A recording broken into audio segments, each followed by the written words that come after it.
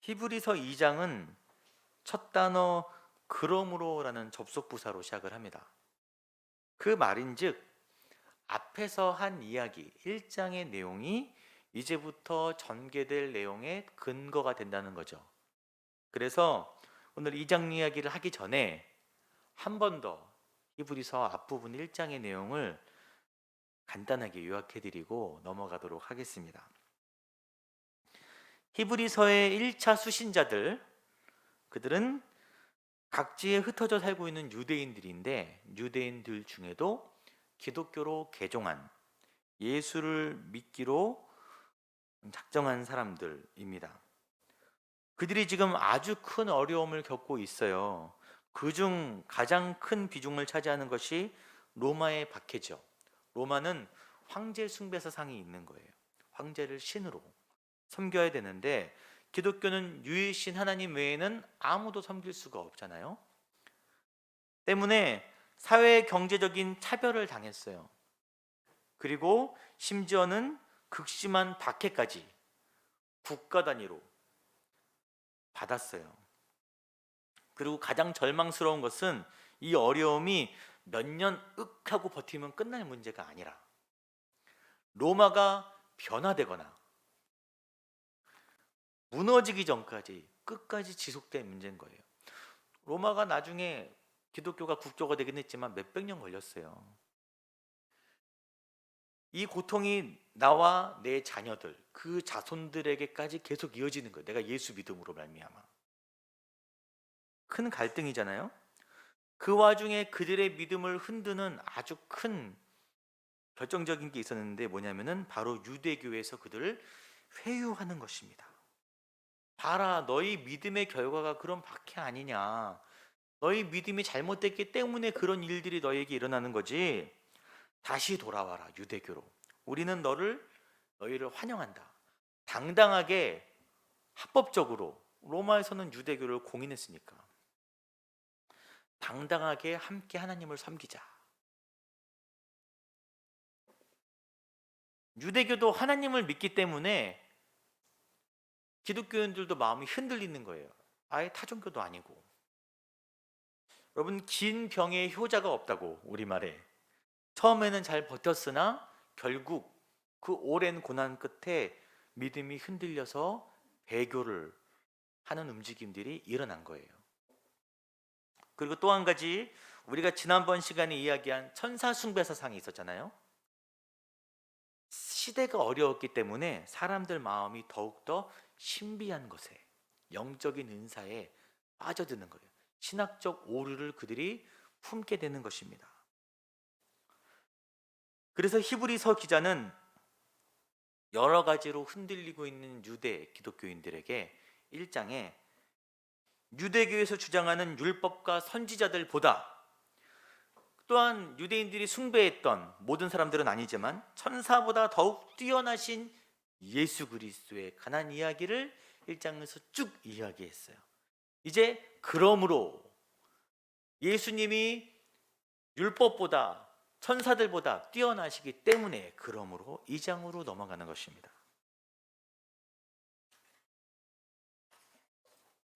이제 오늘 말씀으로 들어가 보겠는데 2절 말씀에 천사들을 통해 주신 말씀도 권위가 있는데, 여러분, 천사들을 통해 주신 말씀이 뭘까요? 사도행전 5장 57장 53절에 스데반 집사가 했던 마지막 설교에 이런 내용이 있었어요. 너희는 천사가 전한 율법을 받고도 지키지 아니하도다. 천사가 뭘 전했어요? 율법이 구약 성경이잖아요. 이상하죠? 성경은 누구의 감동으로 됐어요? 아시죠? 아시는 데서 못하시는 거죠? 하나님의 감동으로 됐다고 하는데, 아니 왜 갑자기 천사가 전해준 율법 구약이라 그럴까요? 구약의 헬라어 역본 70인역이라고 하는데 원래 원본 보면은 신명기에서 하나님이 모세에게 십계명을 주로 내려오셨을 때, 개역개정은 불이라고 표현했지만 하나님의 우편에 천사들이 있었다라고 이야기를 해요. 구약 시대에는 하나님께서 천사들을 통해 천사들을 사용하셔서 사람들에게 메시지를 전달해 주셨다는 거예요. 그렇다고 천사들이 위대한 건 아니죠. 하나님의 도구일 뿐이에요. 그냥 통로일 뿐입니다. 그리고 저희가 지난번에 했던 얘기가 지금은 천사들을 통해서 그렇게 할 필요가 없어요. 왜요? 아들이 오셨기 때문에. 예수의 영, 성령과 동행하는 시대이기 때문에 천사들이 그렇게 우리에게 역사할 필요가 없는 시대입니다. 자, 이제 이 이야기를 배경으로 깔고 3절로 넘어가는데, 천사가 전해준 구약의 말씀도 권위가 있어서 어기면 벌을 받는데, 구약 말씀도 어기면 벌을 받는데, 그 2절이 그 말이에요. 3절에 이와 같이 큰 구원을 등한시 여기면 어찌 그 봉을 피하리요. 큰 구원을 등한시 여기면 어떡하겠냐라는 거예요.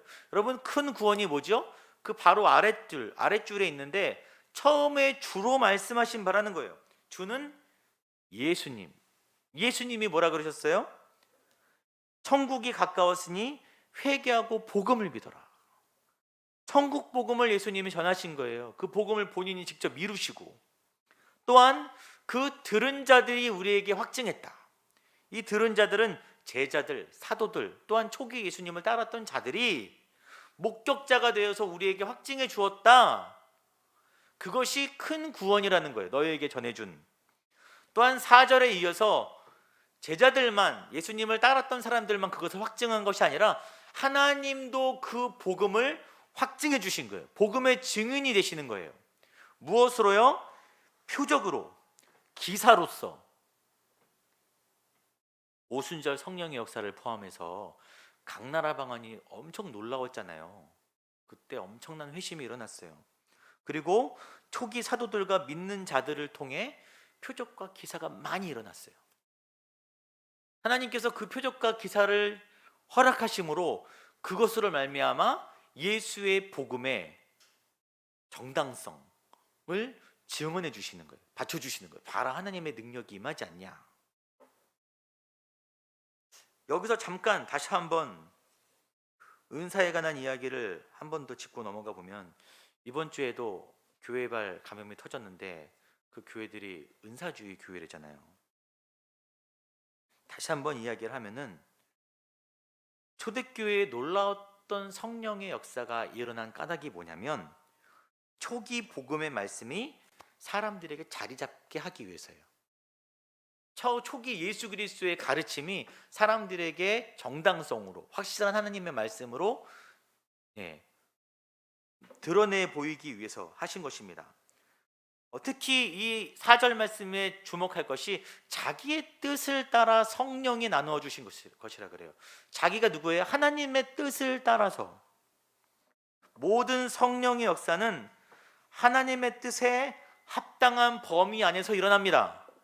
여러분, 그래서 성령의 역사를 분별할 때 아주 간단해요. 현상에 주목하지 마시고 그 일을 통해 하나님의 뜻이, 하나님의 선한 뜻이 일어나는가를 보면 되는 거예요. 오, 대단해, 그런 일이 일어났어. 여러분, 이거는 사단도 할 수 있는 거예요. 그 일을 통해 선한 역사가, 영혼을 살리는 역사가 일어나는가? 그렇다면 성령의 역사인 거죠. 여러분, 바른 성령의 역사는 거짓되지 않아요. 진실합니다. 선해요. 상처 주어서 믿음에서 떠나게 하지 않습니다. 사회에 무리를 일으키지도 않고 이익을 추구하지도 않고 복음에 방해가 되지 않습니다. 간단하죠? 여러분, 흔들리지 마시기 바랍니다. 이렇게 어려운 때 사람들의 마음이 그런 것에 마음이 갈 수도 있어요. 물론 하나님의 역사가 감사하지만 잘못된 것에, 거짓된 것에 휘둘리지 마시기를 바랍니다.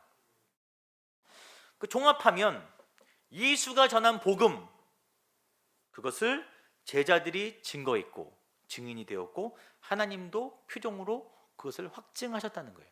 확증하셨다. 여기서 히브리서 저자는 확증이란 말을 써요. 에베바이오데, 이 견고하게 하다라는, 견고하게 하다. 이 확증이란 말을 사용한 저변의 의도가 있는데 뭐냐면은, 히브리서를 받는 1차 수신자들, 유대인들이 너희가 과거에는 예수의 복음과 제자들의 증거와 하나님의 표적과 기사로 말미암아 너희 믿음이 확고했었다. 너희 믿음이 확고했었음을 기억해라. 그런데 어찌하여서 오랜 박해의 어려움과 유대인들의 회유 끝에 지금 흔들리게 되었냐, 이 말을 하는 거예요. 다시 3절로 돌아가서 우리가 이같이 큰 구원을 등한히 여기면 어찌 그 보응을 피하겠습니까? 이렇게 말을 하는 거예요. 그냥 구원도 아니고 큰 구원이란 말 처음 들어보셨죠? 큰 구원, 텔리카우테스, 그토록 크고도 크다. 원어는 훨씬 더 강조를, 크고도 큰 구원. 왜 이렇게 큰 구원이란 말을 쓸까요? 여러분 인생 가운데, 여러분의 신앙 가운데 구원이 얼만큼의 비중이 있으세요? 여러분 지금 신앙생활 하시잖아요. 구원이 얼만큼 비중이 있으신 것 같아요? 마틴 로드 존스 목사님의 책에 소개된 내용인데, 사단의 1차 목표는 복음을 접하지 못하게 하는 것, 복음의 사람이 되지 않게 하는 것. 근데 이게 안 되잖아요. 하나님의 택하심 때문에 안 되면 2차 목표는 복음을 오해하게 만드는 것입니다. 어떤 이들은 인생의 실패와 절망 가운데 복음을 접해요. 그리고 자칫하면 성경을 보는 관점이, 신앙을 보는 관점이 다 자기 인생의 삶의 회복에 초점이 맞춰진 거예요. 그런 말씀들만 보고, 그런 말씀들만 듣고 거기에만 집중하는 것입니다. 어떤 이들은 자기의 행복을 추구하기 위해서 교회에 와요. 신앙생활을 해요. 그 초점이 자기 삶의 행복에 초점이 맞춰져 있어요. 어떤 이들은 육신의 치료를 위해서 신앙생활을 합니다. 다 거기에만 신경을 쓰시는 거예요. 그리고 초월자 하나님과의 관계, 조화에 중점을 두는 사람들도 있어요. 되게 신령한, 종교성이 강한 분들이 있습니다. 원래 우리 민족이 원래 종교성이 강하잖아요. 새벽보다 물 떠놓고 기도하는, 신비한 것에 빠져들어서 그것만을 추구하는 거예요. 또 어떤 이들은 선한 삶에만 초점을 두는 거예요. 저희 교회도 선한 삶을 강조하죠. 그게 다가 아니에요. 하지만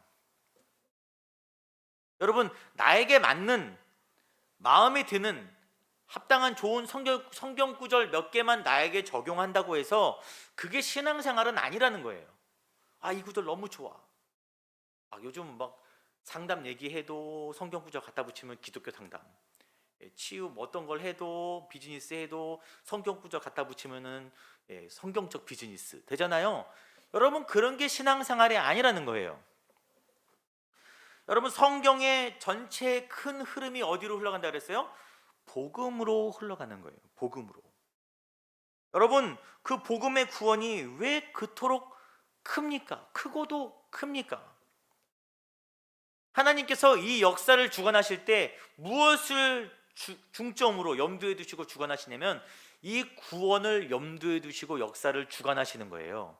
역사의 흐름, 요즘 메가 트렌드라 그러죠. 여러분, 진짜 메가 트렌드는 이 구원을 향해서 흘러가고 있습니다. 이 구원을 이루기까지 오랜 세월이 걸렸어요. 구약 전체의 역사가 소요됐습니다. 그리고 예수님이 오신 거예요. 이를 위해서, 이 큰 구원을 위해서 자기 아들을 희생시키셨어요. 그 값으로 제일 비싼, 제일 값진 것을 희생시키셨습니다. 예수의 죽으심과 부활이 죄의 문제와 사망과 사단을 이기시고 완전한 승리를 거둔 거예요. 그래서 이 복음만이 죄로 인해서 죽게 된 모든 인류에게 주어지는 보편적 희망이에요. 이것만이 유일한 희망입니다. 여러분, 기독교는 이게 다예요. 제가 다음 주에 딴 설교할 것 같습니까? 이 설교하지? 내년에도 이 설교 할 거예요. 이게 다예요. 이게 큰 비중 정도가 아니라 이게 전부예요. 전부. 이 복음을 지닌 자는 오늘 죽어도 여한이 없어요. 하나님 나라를 소유했으니까. 요즘 전 국민의 관심사가 부동산이죠. 뭐 돈이 있는 이든 없는 이든 부동산이 어떻게 되나. 뭐 그게 얼마나 중요합니까? 죄송하지만 죽으면 아무 소용 없잖아요. 우리 다 죽음으로 향해 가는데 아무것도 가져가는 게 없어요. 히브리서 기자는 아주 강하게 경고합니다. 큰 구원을 등한시 여기면 어찌 보응을 피하려? 어찌 너희가 보응을 심판을 피할 것이냐? 아주 무섭고 강력하게 경고하고 있습니다. 니들이 어찌 그걸 피할 거냐? 왜 이렇게 강하게 겁을 줍니까? 왜 이렇게요? 의사가 환자에게 겁을 줄 때가 있어요. 언제 겁을 주죠? 위험해요. 환자를 막 보니까 치료 가능성이 있어. 환자가 말을 안 듣네. 그럼 어떻게 해요? 그러다 큰일 납니다. 큰일 나요. 좀만 더 늦으면 돌이킬 수 없어요. 정신 똑바로 차리시고 치료하시라고. 치료에 순순히 협조하도록 하기 위해서 겁을 주죠. 죽을 날 앞둔 환자에게 의사가 강하게 얘기하지 않아요. 저희 아버지 거의 죽을 날 됐을 때 의사들이 아주 부드럽게 대해줍니다. 오히려 위로해줘요. 마음을 편하게 해줍니다. 여러분, 제가 만약 여러분에게 희망의 메시지, 위로의 메시지, 복 받는다는 메시지, 이런 메시지만 전하면은 제가 여러분을 어떤 사람 취급하는 거예요? 회생 불가의 시한부로 취급하는 거예요. 어차피 안 될 거 마음이라도 편하게 해주자. 교회는 호스피스가 아니잖아요. 응급실이잖아요. 급해요. 제가 드라마를 굉장히 좋아합니다. 아줌마 같은 기질이 있어요. 그 낭만 닥터 김사부를 열심히 많이 봤어요. 참 은혜로운 드라마죠. 네, 그곳에서 김사부가 한 주옥 같은 명대사가 있어요. 자기가 환자를 대할 때 원칙이 딱 하나 있는데, 여러분도 아실 거예요. 살린다. 무슨 일이 있어도 살린다. 참 좋은 대사예요. 우리 예수님 십자가를 지고, 그 무거운 십자가 지고 전날 많이 매를 맞고 지친 몸으로 골고다 언덕 올라가실 때 이런 마음 아닐까요? 발이 안 떨어지는데 이거 어떻게든 내가 이것들 다 살릴 거야. 이것들 막 욕하는데 내가 어떻게든 살린다. 예수님 그 마음으로 골고다 올라가셨잖아요. 이게 교회의 사명인 거예요. 어떻게든 살리는 거. 솔직히 제가 제 목회관이 그래요. 여러분들이 만약에 타 지역에 건강한 교회로 사정 때문에 아니면 더 좋은 교회를 찾아서 더 복음적인 것을 찾아서 가시는 것은 물론 인간적으로는 가슴은 시리지만 제가 축복하면서 보내드릴 수 있어요. 기도해드리면서. 그런데 믿음에서 낙오하는 것은 절대 안 돼요. 아마 제가 여러분의 집에 찾아가서 진상짓을 부리는 걸 볼 수도 있어요. 여러분 꿈도 꾸지 마시기 바랍니다. 절대 안 돼요. 그래서 처음 1절로 돌아가겠는데, 그러므로 같이 읽겠습니다. 시작. 그러므로 우리는 들은 것에 더욱 유념함으로 우리가 흘러 떠내려가지 않도록 함이 마땅하니라. 흘러 떠내려가지 않도록 해라. 파라르레오, 떠내려가다라는 말인데 항해에 관련된 용어입니다. 배를 정박시키는 거예요. 항구에다가. 더 정확히는 조류나 바람의 주의를 게을리해서 배가 항구로부터 멀리 표류되는 것을 의미합니다. 단어가. 배가 항구에서 떠내려가지 않게 하려면 어떻게 해야 되죠? 오늘 주보 그림이 뭐예요? 사진이 뭐예요? 줄로 묶어야 돼요. 단단하게 묶어야 됩니다.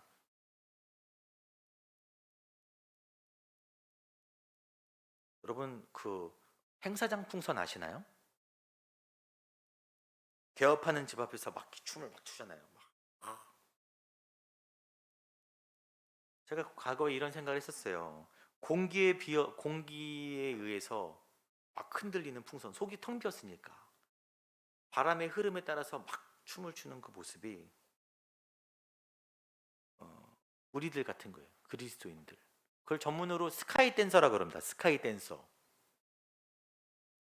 참 바람 앞에 흔들리는 모습이, 나부끼는 모습이 우리 같은 거예요. 그런데 요즘 보면은 이런 모습은 없어졌어요. 요즘은 좀 더 전문화되었습니다. 정확히 말하면 자본주의화 되었죠. 여러분 어떻게 바뀌었죠? 이렇게 딱 이렇게 요즘 다 이거 이거 사라졌습니다. 한 손으로만 슉슉슉 들어와라. 그래서 그 이름이 두루와 풍선. 두루와. 치시면 나요. 두루와 풍선. 들어와서 뭐 하라는 거야? 돈 쓰라는 거죠. 그 속이 텅 비었으니까 바람의 흐름만, 구멍만 좀 바꿔주면 그 모습을 통제할 수 있는 거예요. 그 모습을 또 이번 주에 보면서 말씀을 준비하면서 묵상하면서 운전을 하다가 사단이 성도와 교회를 막 이렇게 흔들다가 결국 이렇게 만든 거 아닐까. 들어와. 교회는 복 줄 테니까 들어와서 돈 내. 성도들은 가서 복 받으려고 그렇게 교회에 많이 몰려간 게 아닌가.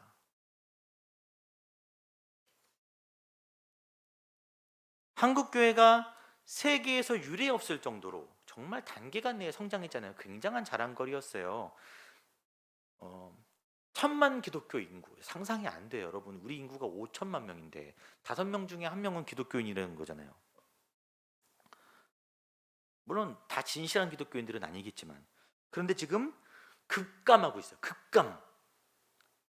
얼마나 떨어졌는지는 지금 감도 안 와요. 통계 잡지 못할 만큼 엄청나게 우수수 떨어져 나가고 있습니다. 항구에 배가 잔뜩 들어왔었는데 다 떠내려가는 거예요. 다. 왜요? 제대로 된 줄로 묶어놓지 않은 거예요. 배만 많았지. 복 받는 이야기, 신비한 체험 같은 걸로 사람들을 붙들고 있는 거예요. 다른 것들로, 컨텐츠들로 사람들을 붙들고 있었기 때문에 바람이 불고 파도가 치니까 다 떠내려가는 것입니다. 이번 코로나는 정말 메가쓰나미 같은 그런 엄청난 질병이잖아요. 저는 처음에 메르스 정도 되는 줄 알았어요. 몇 달만 지나면, 개척하자마자 개척 한 달 만에 코로나가 터졌으니까 한 몇 달만 지나면 되겠구나 했는데 지금 상상도 못하게 긴 기간 동안 경고했던 믿음들마저도 흔들리는 거예요. 이 거대한 흐름 가운데 얼마나 많은 성도들이 떠내려가겠습니까? 하나님이 보여주는 것 같아요. 털어서 봐라, 니네 꼴을 봐라. 지금 배 몇 척이나 묶어놨냐 지금. 이럴 때 무엇으로 우리를 지켜야 합니까? 아까 1절 말씀에 들은 것에 더욱 유념함으로, 이것을 공동 번역에서는 들은 말씀을 더욱더 굳게 간직해라. 오직 큰 구원으로, 여러분 다른 거 없어요. 큰 구원으로 여러분 굳게 묶어야 합니다. 나를. 우리가 서로 그렇게 묶여 있어야 돼요. 복음으로 내 안에 가득 차서 속이 텅 비니까 흔들리는 거예요. 사단이 의도한 대로 흔들리지만 복음으로 그 안이 말씀으로 큰 구원으로 가득 찬 사람들은 흔들리지 않는 것입니다. 바람을 아무리 불어도. 여러분들이 흔들리지 않는 성도가 되길 바라고 표류하지 않는 성도들이 되길 바라요.